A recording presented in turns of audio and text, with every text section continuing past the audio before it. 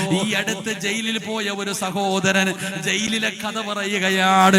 ജയിലിലെ കഥ പറയുമ്പോ ആ ചെറുപ്പക്കാരൻ പറഞ്ഞു, ഉസ്താദേ, ഞാൻ പോയ ജയിലില് MDMമായി വന്നപ്പോ ആ ചെറുപ്പക്കാരൻ കഥ പറയുകയാണ്. ജയിലിൽ പോയ അനുഭവം ഞാൻ ചോദിച്ചപ്പോ സംസാരിച്ചപ്പോ പറഞ്ഞ ഒരു വാക്കാണ്, ഉസ്താദേ, ഞാൻ കടന്ന ജയിലിൽ ഒരു തങ്ങള് കിടപ്പുണ്ട്. എന്റെ സെല്ലിനടുത്തൊരു തങ്ങള് കിടക്കുന്നുണ്ട്. MDM ആയപ്പോ വന്നപ്പോ പിടിച്ചത്. അള്ളാഹു കാത്തിരക്ഷിക്കുമാറാകട്ടെ. എവിടെ എത്തി? എന്റെ പ്രിയപ്പെട്ട സഹോദരങ്ങളെ, പേടിയില്ലടോ. ഇന്ന് ഭയമെന്ന് പറയുന്ന ഒന്നുമില്ല. കഞ്ചാവോ കള്ളോ പെണ്ണോ എല്ലാം ഫ്രീ. പണ്ട് തൊടലും പിടിക്കലൊക്കെ പാവവാ. ഇന്ന് നെഞ്ചത്ത് കയറി മടിയിൽ കയറി ഇരുന്നാലും പാവമൊന്നുമല്ല. പണ്ട് തൊട്ടാ പേടി, തൊടാൻ പേടി, ഇപ്പൊ കിടക്കാനും പേടിയില്ല. അള്ളാഹു കാത്തിരക്ഷിക്കുമാറാകട്ടെ. കള്ളും പെണ്ണും ആർക്ക് വേണം? എന്റെ പ്രിയപ്പെട്ടവരെ, ഫ്രീ ആയിട്ട് കിട്ടുന്ന കാലം. ഇന്ന് തെറ്റുകൾ ചെയ്യാനുള്ള അവസരം കൂടുതലാ. തെരഞ്ഞൊന്നും നടക്കണ്ട. അള്ളാഹുവിന്റെ പ്രവാചകനെ സ്വല്ലല്ലാഹു അലൈഹി വസല്ലമ തങ്ങളുടെ സന്നിധിയിലേക്ക് കടന്നു വരാന് അവിടുന്ന് നബി തങ്ങളോട് അനുവാദം ചോദിക്കുമ്പോ അല്ലാഹുവിന്റെ പ്രവാചകനെ സ്വല്ലല്ലാഹു അലൈഹി വസല്ലമ തങ്ങള് അബൂ മുസൽ അശ്അരി റളിയല്ലാഹു തആല അൻഹുവിനോട് പറയുകയാണ്, ആരാണോ ആ വാതിലിൽ മുട്ടുന്നത്, ആരാണോ ആ വാതിലിന്റെ മുമ്പിൽ വന്ന് നിൽക്കുന്നത്, ആ വാതിലിന്റെ മുമ്പിൽ നിൽക്കുന്ന മനുഷ്യനോട് നിങ്ങൾ പറയണം, വബശ്ശിറുഹു ബിൽ ജന്നാ. ആ വാതിൽ തുറന്നിട്ടാ നിൽക്കുന്ന മനുഷ്യനോട് പറയണം, നിങ്ങൾ സ്വർഗത്തിന്റെ അവകാശിയാ, നിങ്ങൾ സ്വർഗത്തിന്റെ അവകാശിയാണ്. അല്ലാഹുവിന്റെ അനുഗ്രഹങ്ങൾ കൊണ്ട് നിറച്ച പാലരുവികളും തേനരുവികളും ഒഴുകുന്ന പടച്ച റബ്ബിന്റെ സ്വർഗമുണ്ടല്ലോ. ഞാനും നിങ്ങളും ജീവിക്കുന്നത് തന്നെ സ്വർഗത്തിൽ പോകാനാണ്. നമ്മുടെ ജീവിതത്തിന്റെ വലിയ ഒരു അഭിലാഷമാണ്. പടച്ചവനെ, ആ കുതിച്ചിരിക്കുന്ന സ്വർഗത്തിന്റെ അവകാശിയാണ്. ആ പുറത്തു വന്ന് നിൽക്കുന്ന മനുഷ്യനോട് പറയണം, നിങ്ങൾ സ്വർഗത്തിന്റെ അവകാശിയാ എന്ന സന്തോഷ വാർത്ത പറയണേ എന്ന് മഹാനായ നബി മുഹമ്മദ് മുസ്തഫ സ്വല്ലല്ലാഹു അലൈഹി വസല്ലമ തങ്ങൾ പറയുമ്പോ പടച്ചവനെ, സ്വഹാബി അത്ഭുതപ്പെടുകയാണ്. ആരാണ് പടച്ചവന്? ആ പുറത്തു വന്ന് നിൽക്കുന്ന മനുഷ്യനാരാണ്? നബി തങ്ങൾ സ്വർഗത്തിലാണെന്ന സന്തോഷ വാർത്ത പറഞ്ഞിരിക്കുകയാണല്ലോ. അതാരാണ് പടച്ചവന്? അതാ സ്വഹാബി എളുപ്പത്തിൽ ഓടുകയാണ്. ഓടിച്ചെന്ന് പടച്ചവനെ അടച്ചിട്ടിരിക്കുന്ന വാതിലങ്ങ് തുറക്കുമ്പോ ആരാണ് പുറത്തു നിൽക്കുന്നതെന്നറിയോ? മഹാനായ സയ്യിദുനാ അബൂബക്കർ സിദ്ദീഖ് റളിയല്ലാഹു തആല അൻഹു. മഹാനായ അബൂബക്കർ തങ്ങളാണ് വാതിലിന്റെ മുമ്പിൽ നിൽക്കുന്നത്. അവിടെന്ന് പടച്ചവര് അതാ സ്വഹാബി പറയുന്ന, അബൂബക്കർ തങ്ങള്, നിങ്ങൾ സ്വർഗത്തിന്റെ അവകാശിയാണെന്ന് മുത്തുനബി അവിടെന്ന് പറഞ്ഞിരിക്കുകയാണ്. അബൂബക്കർ തങ്ങളോട് സ്വർഗം കൊണ്ട് സന്തോഷ വാർത്ത പറയുകയാണ്. പടച്ചവനെ, അബൂബക്കർ തങ്ങൾ മുത്തുനബിയുടെ ചാരത്തേക്ക് കടന്നു വന്നോ. അവിടെ ഇരുന്നു കൊണ്ട് സംസാരിക്കുകയാണ്. നബി തങ്ങളുടെ ചാരത്തിരിക്കുകയാണ്. പടച്ചവനെ, അതാ കുറച്ചു കഴിഞ്ഞ സ്വഹാബി ഇറങ്ങി പോവുകയാ. അതാ കുറഞ്ഞു കഴിഞ്ഞപ്പോ രണ്ടാമതും പടച്ചവനെ വാതിലിന്റെ ഭാഗത്തൊരു ശബ്ദം കേൾക്കുകയാണ്. അനുവാദം ചോദിക്കുകയാ. ആ സമയത്തും അല്ലാഹുവിന്റെ പ്രവാചകൻ പറഞ്ഞു, വബശ്ശിറുഹു ബിൽ ജന്നാ. നബി തങ്ങൾ പറയുന്ന വാതിലിന്റെ മുമ്പിൽ വന്ന് നിൽക്കുന്ന മനുഷ്യനോട് നിങ്ങൾ സ്വർഗം കണ്ട സന്തോഷ വാർത്ത പറയണേ. അല്ലാഹുവിന്റെ പ്രവാചകൻ അവിടെ നിന്ന് പറയുന്നു, ആരാണോ വാതിലിന്റെ മുമ്പിൽ വന്ന് നിൽക്കുന്നത്, ആ മനുഷ്യനോട് സ്വർഗം കൊണ്ട് സന്തോഷ വാർത്ത പറയാൻ നബി തങ്ങൾ പറയുകയാ. സ്വഹാബി രണ്ടാമത് ഓടിച്ചെല്ലുകയാ. വാതില് തുറന്നു നോക്കുമ്പോ ആരാണ് വാതിലിന്റെ മുമ്പിൽ നിൽക്കുന്നതെന്നറിയോ? മഹാനായ സയ്യിദുനാ ഉമർ ഇബ്നുൽ ഖത്താബ് റളിയല്ലാഹു തആല അൻഹു. പടച്ചവനെ സ്വഹാബി അവിടുന്ന് സന്തോഷ വാർത്ത പറയുകയാ, അവിടുന്ന് സ്വർഗത്തിലാണെന്നുള്ള സന്തോഷ വാർത്ത പറയുകയാ. പടച്ചവനെ ഉമർ തങ്ങൾ നബി തങ്ങളുടെ ചാരത്ത് വന്നു, അല്ലാഹുവിന്റെ പ്രവാചകൻ സ്വല്ലല്ലാഹു അലൈഹി വസല്ലമ തങ്ങളുടെ ചാരത്ത് വന്നു. പടച്ചവനെ അവിടുന്ന് നബി തങ്ങളോടൊപ്പം ഇരുന്ന് സംസാരിക്കുകയാണ്. കുറച്ചു സമയം കഴിഞ്ഞു, അല്ലാഹുവേ ഉമർ തങ്ങൾ അവിടുന്ന് അനുവാദം ചോദിച്ച് ഇറങ്ങിപ്പോയി. പടച്ചവനെ മൂന്നാമതും വാതിലിൽ സലാം കേൾക്കുകയാ. അല്ലാഹുവിന്റെ പ്രവാചകൻ സ്വല്ലല്ലാഹു അലൈഹി വസല്ലമ തങ്ങൾ ഇരിക്കുന്ന ആ തോട്ടത്തിന്റെ കവാടത്തിൽ അവിടുന്ന് സലാം കേൾക്കുമ്പോ, അനുവാദം ചോദിക്കുമ്പോ അല്ലാഹുവിന്റെ പ്രവാചകൻ അവിടുന്ന് പറയുകയാണ്, മഹാനായ അബൂ മൂസൽ അശ്അരി റളിയല്ലാഹു തആല അൻഹു അവിടുന്ന് നബി തങ്ങൾ പറഞ്ഞ മൂന്നാമത് പറയുന്ന മറുപടി എന്തെന്നറിയുമോ? ഇഫ്തഹ് അലാ. നബി തങ്ങൾ അവിടുന്ന് പറയുകയാണ്, ഇഫ്തഹ് അലാ ബല്ലാ തഖൂലൂ. നബി തങ്ങൾ പറഞ്ഞ മറുപടി എന്തെന്നറിയോ?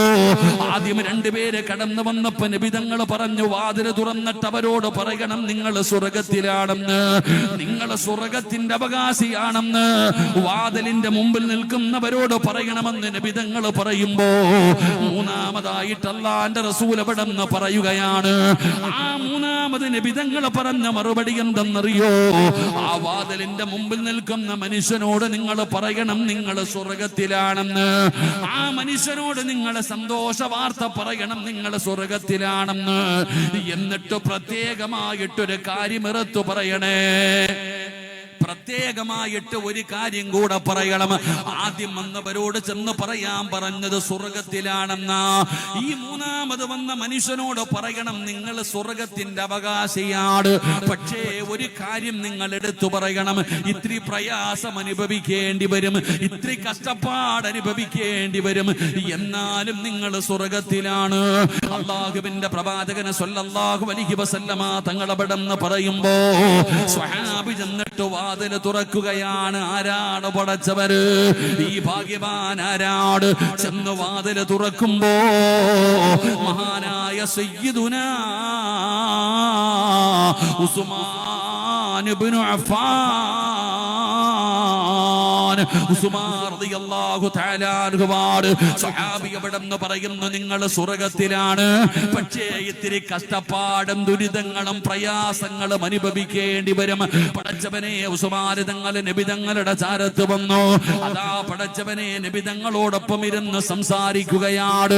ഉസ്മാൻ തങ്ങൾ ഇറങ്ങി പോവുകയാണ്. എന്തുകൊണ്ടാണ്?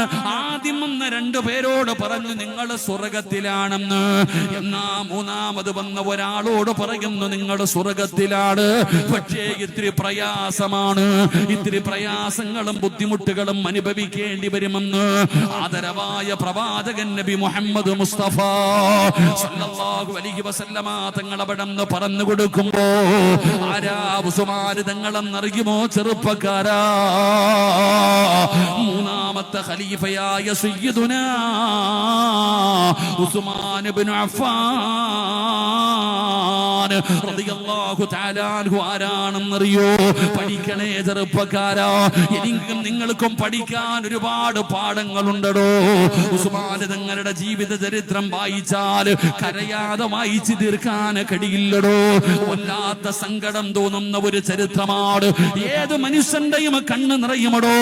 നമ്മളെല്ലാവരും പടച്ചവനെ മസ്ജിദ് നബവിയിലേക്ക് കടന്നു ചെല്ലുമല്ലോ. അല്ലാഹുവിന്റെ പ്രവാചകനെ സ്വല്ലല്ലാഹു അലൈഹി വസല്ലമ തങ്ങൾ കിടന്നുറങ്ങുന്ന ആ പച്ചക്കുബ്ബയുടെ മടിത്തട്ടിൽ കിടന്നുറങ്ങുന്ന മുത്തുനബിയുടെ ചാരത്തേക്ക് കടന്നു ചെല്ലുമല്ലോ.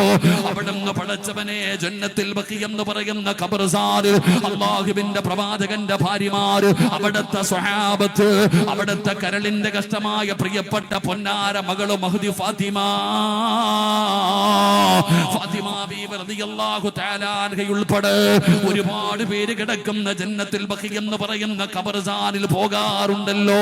പലരും ദുആ ചെയ്യാറുണ്ട്, പടച്ചവര് നെല്ലിക്കുന്ന പള്ളിയിൽ 6 അടി മണ്ണ് തരണേ നല്ല ദുആ ചെയ്യുന്നത്. പലപ്പോഴും പലരും പറയാറുണ്ട്, ഉസ്താദേ ആ ജന്നത്തുൽ ബഖിയിൽ ഒരു 6 അടി മണ്ണ് കിട്ടാൻ പടച്ചവനെ അവിടെ കിടന്നൊന്ന് മരിക്കാൻ, അവിടെ ഒരാറടി മണ്ണ് തരണേ എന്ന് ദുആ ചെയ്യാൻ ആഗ്രഹിക്കുന്നവരുണ്ടോ, പറയുന്നവരുണ്ടോ? അവിടെ പോയി കിടന്നു മരിക്കാൻ കൊതിക്കുന്നവരുണ്ടോ? എന്തുകൊണ്ടാണ് അവിടെ ഒരാറടി മണ്ണ് കിട്ടാൻ? അല്ലാഹുവിന്റെ റസൂലിന്റെ ചാരത്ത് കിടക്കുമല്ലോ, ഫാത്തിമ ബീവിയുടെ ചാരത്ത് കിടക്കാമല്ലോ, നബി തങ്ങളുടെ ഭാര്യമാരും സ്വഹാബത്ത് കിടക്കുന്ന ആ ജന്നത്തിൽ ബഖി എന്ന് പറയുന്ന ഖബർസ്ഥാനിലൊന്ന് കിടക്കാൻ കഴിയുമല്ലോ. ഖിയാമത്ത് നാളാകുമ്പോ അവിടെ നിന്നല്ലേ ഒന്നാമതായിട്ട് മുത്തുനബി അവിടെ നിന്ന് എഴുന്നേറ്റ് വരുന്നത്.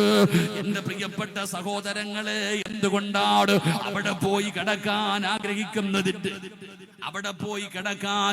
ആഗ്രഹിക്കുന്നതിന്റെ കാരണം എന്തെന്നറിയോ? നമുക്കറിയാഞ്ഞിട്ടാ സഹോദരാ.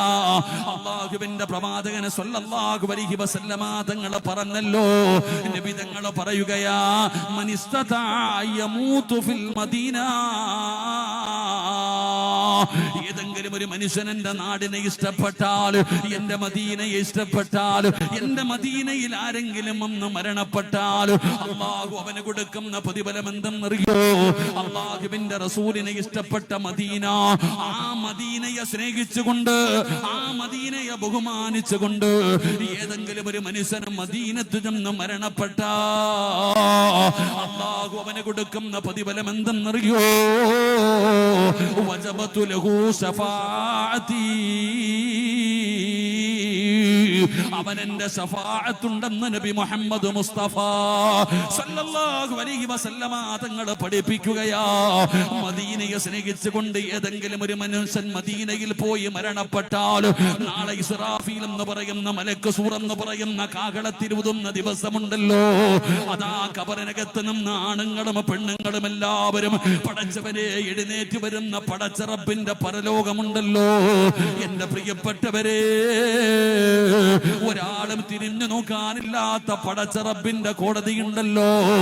ആ കോടതിയിൽ അവൻ എന്റെ ശഫാഅത്തുണ്ടെന്ന് നബി മുഹമ്മദ് മുസ്തഫ സല്ലല്ലാഹു അലൈഹി വസല്ലമ തങ്ങൾ പഠിപ്പിക്കുമ്പോ, ആ ജന്നത്തിൽ ബഖയിലൂടെ നടന്നു പോകുമ്പോൾ കുറച്ച് വർഷങ്ങൾക്ക് മുമ്പ് നമുക്ക് കാണാമായിരുന്നു, നടന്ന് ഖബറിന്റെ ആ ഖബർസ്ഥാനിന്റെ മധ്യഭാഗത്ത് ചെല്ലുമ്പോ ഒരടയാളം വെച്ച ഒരു ഖബർ കാണാം. ഒരടയാളം വെച്ച ഒരു ഖബർ കാണാം. ചിലപ്പോഴൊക്കെ അവിടെ ഒരു പോലീസുകാരൻ നിൽക്കുന്നത് കാണാം. ആ മനുഷ്യനോട് ഈ ഖബർ ആരുടേതാണ്, ഈ ഒറ്റയ്ക്ക് കിടക്കുന്ന ഖബർ ആരുടേതാണ് അവിടെ നിന്ന് ചോദിച്ചാൽ ആ മനുഷ്യൻ പറയും, മഹാനായ സയ്യിദുനാ ഉസ്മാൻ ഇബ്നു അഫ്ഫാൻ റളിയല്ലാഹു തആല അൻഹു ജന്നത്തുൽ ബഖി എന്ന് പറയുന്ന ഖബർസ്ഥാനിന്റെ മധ്യഭാഗത്ത് ഇങ്ങനെ കിടക്കുന്നുണ്ടോ. മഹാനായ ഉസ്മാൻ തങ്ങള് ഒരുപാട് പഠിക്കണം സഹോദരാ. ആ ഉസ്മാൻ തങ്ങളുടെ ചരിത്രം പഠിക്കണമടോ. പഠിക്കാൻ ഒരുപാട് പാഠങ്ങളുണ്ട്, മുറുകെ പിടിക്കാൻ ഒരുപാട് നന്മകളുണ്ട്. അല്ലാഹുവേ, ആ ഉസ്മാൻ തങ്ങളുടെ ബറക്കത്ത് കൊണ്ട് ഈ മജ്ലിസ് നീ സ്വീകരിക്കണേ അല്ലാ.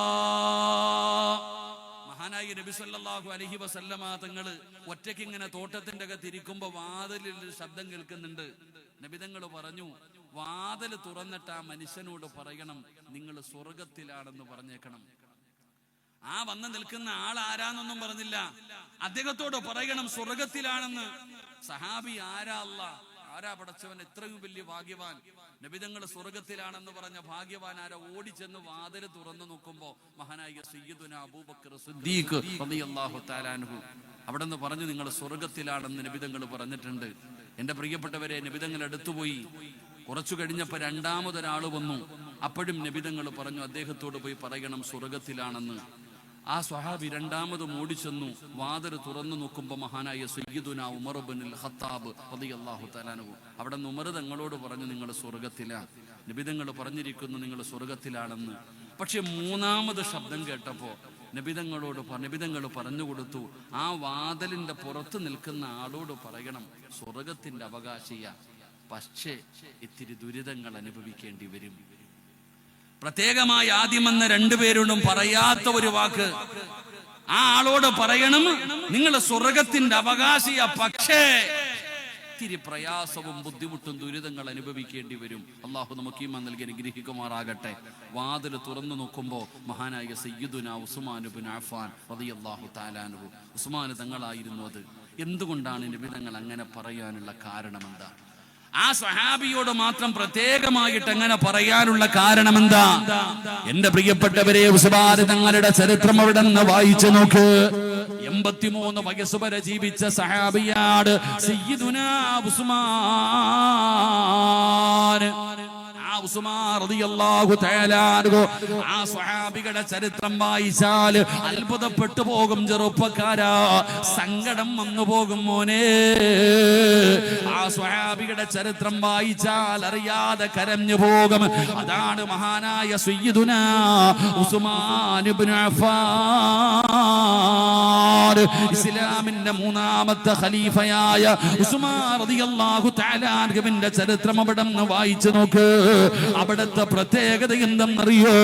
ഉസ്മാൻ തങ്ങളുടെ ജീവിതത്തിൽ നിന്ന് 2026 ജീവിക്കുന്ന ഉറൂസിന്റെ അവസാന ദിവസം പടച്ചവനെ 11 മണി കഴിഞ്ഞ് 11:30 ഈ മജ്‌ലിസിൽ വന്നിരിക്കുന്ന എന്റെ പ്രിയപ്പെട്ടവരോട് പറയുകയാ, ഉസ്മാൻ തങ്ങളുടെ ജീവിതത്തിൽ നിന്ന് നമുക്ക് പഠിക്കാൻ കഴിയുന്ന 1ാമത്തെ കാര്യം എന്തെന്നറിയോ? ഉസ്മാൻ തങ്ങളുടെ പ്രത്യേകത എന്തെന്നറിയോ? ഇന്നത്തെ യുവതലമുറ പഠിക്കട്, ആണുങ്ങളും പെണ്ണുങ്ങളും പഠിക്കട്. മുസ്ലിമാണെന്ന് പറഞ്ഞ് നടക്കുന്ന നമ്മളെല്ലാവരും പഠിക്കേണ്ട 1ാമത്തെ പാഠം എന്തെന്നറിയോ? മഹാനായ ഉസ്മാൻ റളിയല്ലാഹു തആല അൻഹുവിന്റെ 1ാമത്തെ ക്വാളിറ്റി എന്താ? അവിടുത്തെ ജീവിതം എടുത്ത് പഠിച്ചു നോക്കടോ. 1ാമത്തെ ക്വാളിറ്റി എന്തെന്നറിയോ? മഹാനായ സയ്യിദുനാ ഉസ്മാൻ റളിയല്ലാഹു തആല അൻഹുവിന് ഒരു സ്വഭാവ ഗുണമുണ്ടായിരുന്നു. ഉസ്മാൻ തങ്ങൾക്കൊരു സ്വഭാവ ഗുണമുണ്ടായിരുന്നു. എന്താണ് ഉസ്മാൻ തങ്ങളുടെ സ്വഭാവം എന്നറിയോ? വല്ലാത്ത ലജ്ജയായിരുന്നു ചെറുപ്പക്കാരാ. ഉസ്മാൻ തങ്ങൾക്ക് വല്ലാത്ത ലജ്ജയായിരുന്നു. സാധാരണയിൽ നിന്ന് വ്യത്യസ്തമായി പടച്ചവനെ വല്ലാത്ത ലജ്ജയുണ്ടായിരുന്ന സ്വഹാബിയാ മഹാനായ സയ്യിദുനാ ഉസ്മാൻ ഇബ്നു അഫ്ഫാൻ. വല്ലാത്ത ലജ്ജയായിരുന്നു. ഉസ്മാൻ തങ്ങളുടെ ലജ്ജ കണ്ടിട്ട് മലക്കുകൾക്ക് പോലും അത്ഭുതം തോന്നി. ഉസ്മാൻ തങ്ങളുടെ ലജ്ജ കണ്ടിട്ട് അല്ലാഹുവിന്റെ മലക്കുകൾ ഉണ്ടല്ലോ, ആ മലക്കുകൾക്ക് പോലും അത്ഭുതം തോന്നുകയാണ്. എന്റെ പ്രിയപ്പെട്ടവരെ, നിങ്ങൾ ഉസ്മാൻ തങ്ങളുടെ ചരിത്രം എടുത്ത് വായിച്ചു നോക്കൂ. ഉസ്മാൻ റളിയല്ലാഹു തആല അൻഹു പടച്ചവനെ ഇസ്ലാമിലേക്ക് കടന്നു വരികയാണ്.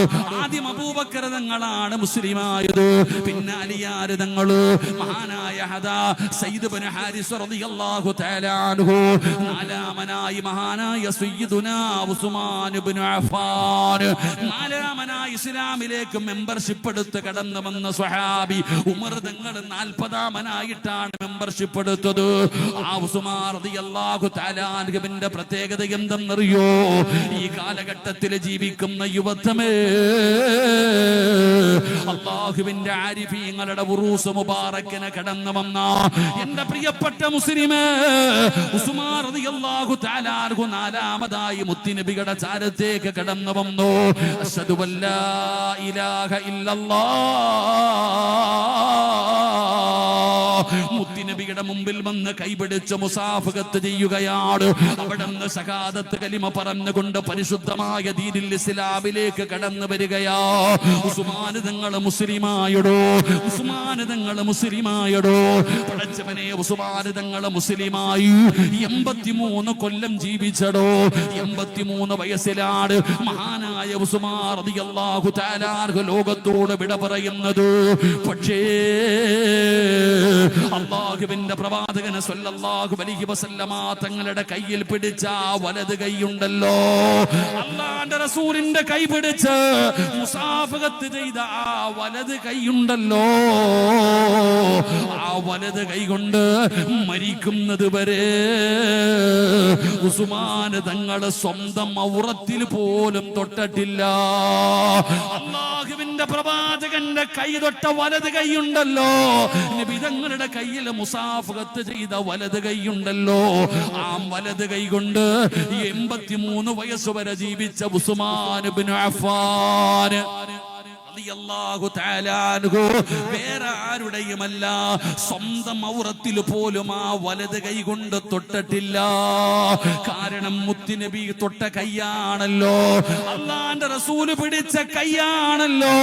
ആ കൈ കൊണ്ട് സ്വന്തം ഔറത്തിൽ പോലും തൊടാനും ആ സഹാബിക്ക് പേടിയായിരുന്നടോ. വല്ലാത്ത ലജ്ജയായിരുന്നു, വല്ലാത്ത നാണമായിരുന്നു. എന്റെ പ്രിയപ്പെട്ടവരെ, മഹദിയായ ആയിഷ ബീവി റളിയല്ലാഹു തആല അൻഹാ മറ്റൊരു ഹദീസ് എടുത്ത് വായിച്ചു നോക്കടോ. ഒരിക്കൽ അല്ലാഹുവിന്റെ പ്രവാചകൻ സല്ലല്ലാഹു അലൈഹി വസല്ലമ തങ്ങൾ തന്റെ പ്രിയപ്പെട്ട ഭാര്യയായ ആയിഷ ബീവി റളിയല്ലാഹു തആല അൻഹയുടെ മടിയിൽ ഇങ്ങനെ ചാരിയിരിക്കുകയാണ്. ആയിഷ ബീവിയുടെ ചാരത്ത് നബി തങ്ങൾ ഇങ്ങനെ ഇരിക്കുകയാണ്. അല്ലാഹുവേ, അപ്പോഴാണ് വീടിന്റെ വാതിൽ ഒരു സലാം കേൾക്കുകയാ. നബി തങ്ങൾ ആയിഷ ബീവിയുടെ മടിത്തട്ടിൽ ഇങ്ങനെ തലവെച്ച് കിടക്കുമ്പോ വീടിന്റെ വാതിലിൽ ഒരു ശബ്ദം കേൾക്കുകയാണ്. ആരാ? സയ്യിദുനാ അബൂബക്കർ സിദ്ദീഖ് റളിയല്ലാഹു തആല അൻഹു. അബൂബക്കർ തങ്ങൾ നബി തങ്ങളുടെ മുമ്പിലേക്ക് കടന്നു വരികയാണ്. അല്ലാഹുവിന്റെ റസൂൽ അങ്ങനെ കടന്നടോ. ആയിഷ ബീവിയുടെ മടിയിൽ തലവെച്ച് നബി തങ്ങൾ കിടക്കുകയാണ്. അല്ലാഹുവിന്റെ റസൂൽ അങ്ങനെ തന്നെ കടന്നു. അബൂബക്കർ തങ്ങൾ നബി തങ്ങളുടെ ചാരത്ത് വന്നു. അല്ലാഹുവിന്റെ റസൂലിനോട് സംസാരിക്കുകയാണ്. പടച്ചവനെ, അബൂബക്കർ തങ്ങൾ ഇറങ്ങിപ്പോയി. കുറച്ച് കഴിയുമ്പോ സയ്യിദുനാ ഉമർ ഇബ്നുൽ ഖത്താബ്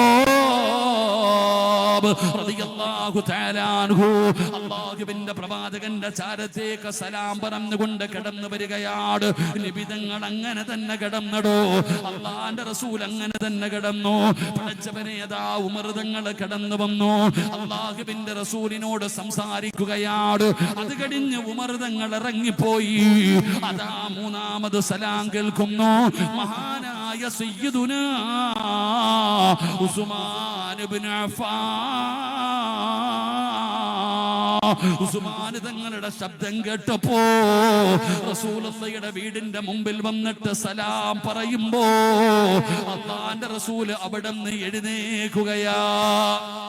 ആയിഷ ബീവിയുടെ മുമ്പില് മടിയിലെ തലവെച്ച് കിടന്ന നബി തങ്ങൾ എഴുന്നേൽക്കുകയാ. എഴുന്നേൽക്കുക മാത്രമല്ല, കമീസ് അല്പം പൊങ്ങിയിരുന്നടോ.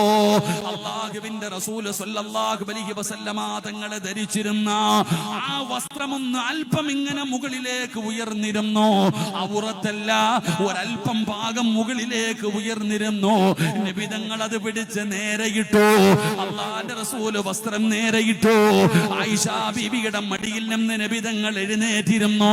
അതാ ഉസ്മാൻ തങ്ങൾ മുത്തി നബിയുടെ ചാരത്ത് കിടന്നു വന്നു. അവിടുന്ന് പടച്ചവനെ പരസ്പരം സംസാരിച്ചു. ഉസ്മാൻ തങ്ങൾ അവിടുന്ന് സലാം പറഞ്ഞിറങ്ങിപ്പോയപ്പോ മഹദിയായ ആയിഷ ബീവി റളിയല്ലാഹു തആല അൻഹാ അല്ലാഹുവിന്റെ റസൂലിനോട് ചോദിക്കുന്നു, നബിയേ, യാ റസൂലല്ലാഹ്, വാപ്പ വന്നപ്പോ എഴുന്നേറ്റില്ലല്ലോ നബിയേ, വാപ്പ വന്നപ്പോ എഴുന്നേറ്റില്ലല്ലോ, നിങ്ങൾ അതുപോലെ തന്നെ കിടന്നല്ലോ. ഉമർ തങ്ങൾ വന്നപ്പോഴും അതുപോലെ കിടന്നല്ലോ, ആ വസ്ത്രം നേരെയിട്ടില്ലല്ലോ. പക്ഷേ ഉസ്മാൻ തങ്ങൾ വന്നപ്പോ എന്തേ നബിയേ എഴുന്നേറ്റത്? എന്തേ നബിയേ വസ്ത്രം നേരെയിട്ടത്? എന്താണ് അതിന്റെ പ്രത്യേകത എന്തെന്ന് ചോദിച്ചപ്പോ അല്ലാഹുവിന്റെ റസൂല് പറഞ്ഞ മറുപടി, ആയിഷ, എന്റെ ഉസ്മാനിന് വല്ലാത്ത ലജ്ജയാ ആയിഷ, എന്റെ ഉസ്മാനിന് അത് ഇഷ്ടപ്പെടില്ല ആയിഷ, എന്റെ ഉസ്മാനിന് വല്ലാത്ത ലജ്ജയാണ്. മലക്കുകൾ പോലും ഉസ്മാനിന്റെ ലജ്ജ കണ്ടിട്ട് അത്ഭുതപ്പെട്ടിട്ടുണ്ട് ആയിഷ. അല്ലാഹുവിന്റെ പ്രവാചകൻ സ്വല്ലല്ലാഹു അലൈഹി വസല്ലമ തങ്ങളുടെ മറുപടിയാണ്. എന്റെ പ്രിയപ്പെട്ടവര്, ഉസ്മാൻ തങ്ങളുടെ ജീവിതത്തിൽ നിന്ന് പഠിക്കേണ്ട ഒന്നാമത്തെ കാര്യം എന്താ? വല്ലാത്ത ലജ്ജയായിരുന്നു, വല്ലാത്ത ലജ്ജയായിരുന്നു. എന്നാ 2026 ജീവിക്കുന്ന മുസ്ലിമേ, നഷ്ടപ്പെട്ടു പോയ ഒരു അമൂല്യമായ ദിദിയ